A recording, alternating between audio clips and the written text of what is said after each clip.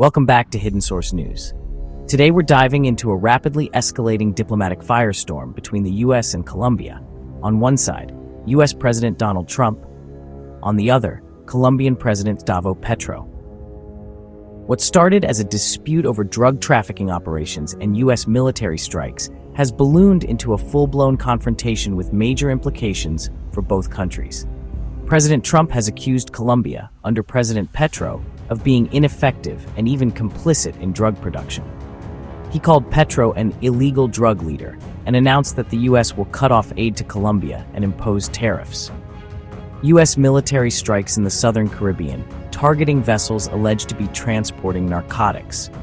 One such strike reportedly killed a Colombian national whom the Colombian government claims was a fisherman, not a drug trafficker.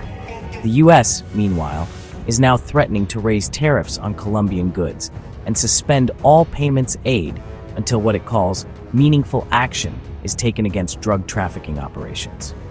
Colombia has long been a close US ally in Latin America, with substantial counter-narcotics cooperation. A breakdown in that relationship could undermine joint efforts against drug trafficking.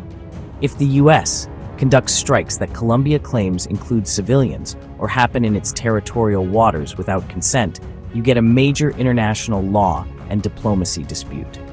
For Petro, this dispute gives him a platform to bolster his anti-US rhetoric and present himself as defending Colombia's sovereignty. For Trump, it gives him a hardline talking point on drugs, tough foreign policy. More US pressure, tariffs, aid cuts, more military strikes, and increased Colombian pushback could lead to a diplomatic rupture or at least a freeze in cooperation. Diplomats might step in. Colombia might offer some concessions or at least open channels, and the US might slow down the punitive measures.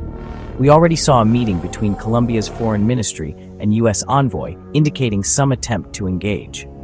For Colombia, if US aid and cooperation decline, domestic security may suffer, especially in rural areas with high coca cultivation. For the US, the optics of alienating a longtime ally and potential legal challenges to its strike policy might create problems.